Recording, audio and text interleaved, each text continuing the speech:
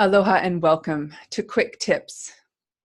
PIP Clips, quick tips to enhance your relationships. I forgot the little tagline there for a moment. Welcome. In this little clip, in this little digestible chunk of information, we are going to look at that which zaps your energy. So that's a bigger question, but I'm just going to offer up one possibility and offer a couple of antidotes. One possibility is that perhaps you're trying to do too much at one time. So here's the thing. I believe in the ability to have it all. I really do. I'm making that happen now for myself. Power in Partnership is for couples who want it all. It's for individuals who thrive for that conscious connection with themselves, with other, and with spirit, their surroundings, their society. And I do believe we can have it all. That is my ultimate vision. How do we get there without getting burned out, without being exhausted, and without stressing ourselves out? So if the problem is trying to be too many places at one time, or do too many things at one time, or feel that sense of overwhelm, the natural remedy is to just do one thing. Set your timer for 20 minutes. Hey Siri, set timer for 20 minutes. Do it all the time. Okay, your timer is set for 20 minutes. Oh my gosh, that's hilarious. Thank you. So you can hear my beloved Siri has a New Zealand accent from our recent trip there. So, oh my gosh, that was hilarious. So I will keep this PIP clip to under 20 minutes because I've got the timer going.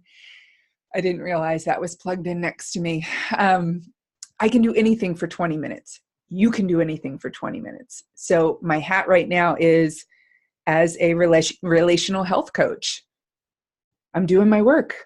It's also my hat as a compassion activist because I'm giving you this amazing information to help you bring your best self forward so that you can go out and be a force for good in the world because the world needs you right now.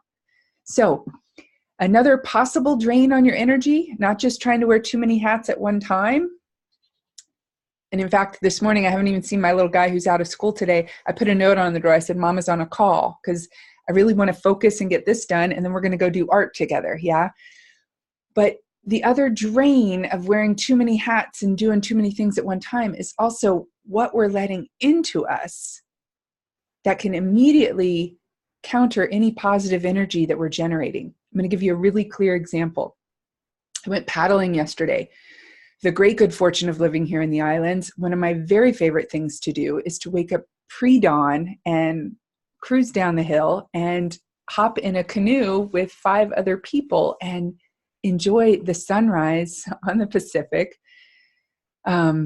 We saw this amazing fish jump out of the water and skimming across, and we got to go surfing. The waves are starting to come up because the shift in seasons here, we don't see with trees changing colors. We see it with the waves start coming in. Yeah. You snorkel in the summer, you surf in the winter. As the waves come in, we're surfing in our 6-man outrigger canoe. It is a natural high. I'm loving it. Get all, help clean up the va'a, the canoe afterward, coming up the hill, ready for my day. I'm listening to the news. Oh my God. I could immediately feel the positive effects of my workout, of my connecting with nature, of my being a part of others, knowing that I need them, they need me. I mean, what paddling does for me is beyond just what I'm giving voice to here. But letting in that negative information of why even bother as my resultant throw my hands in the air, it really brought me down. I don't want to let it bring me down. So I go on a media diet. I press off. I listen to my yoga chanting. And it's not to ignore it. It's knowing when's the right time to let that information in. Because I'm guilty as charged. I'd love to just stick my hand in the sand, head in the sand, and tune out from that. Because sometimes it feels like too much.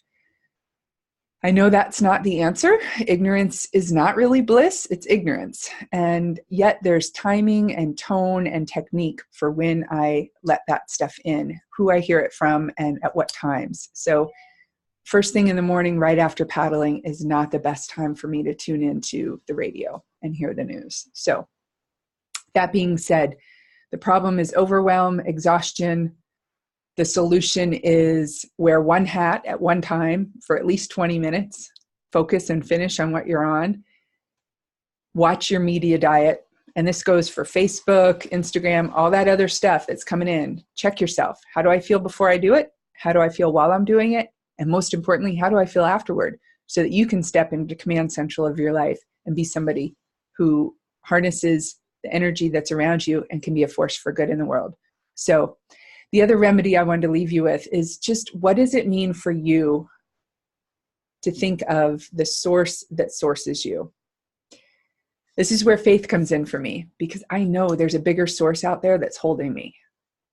Right now I'm looking at Mauna Kea and the lay of clouds that come around this time of morning, forming a beautiful, beautiful vision for me, a mana enhancing agreement. If you watched my other videos, we're exchanging some good vibes here. You know, there's something really powerful about Oakea up there, the Mauna, the mountain that's right outside my window.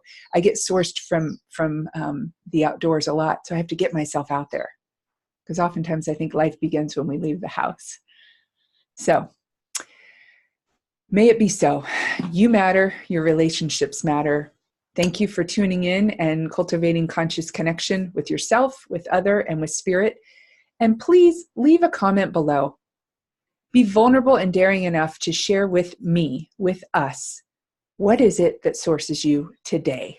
Granted, it may be different tomorrow, but name one thing that gets you feeling resourced, builds up that sense of being sourced enough to be a force for good. So thank you so much. Aloha and be well.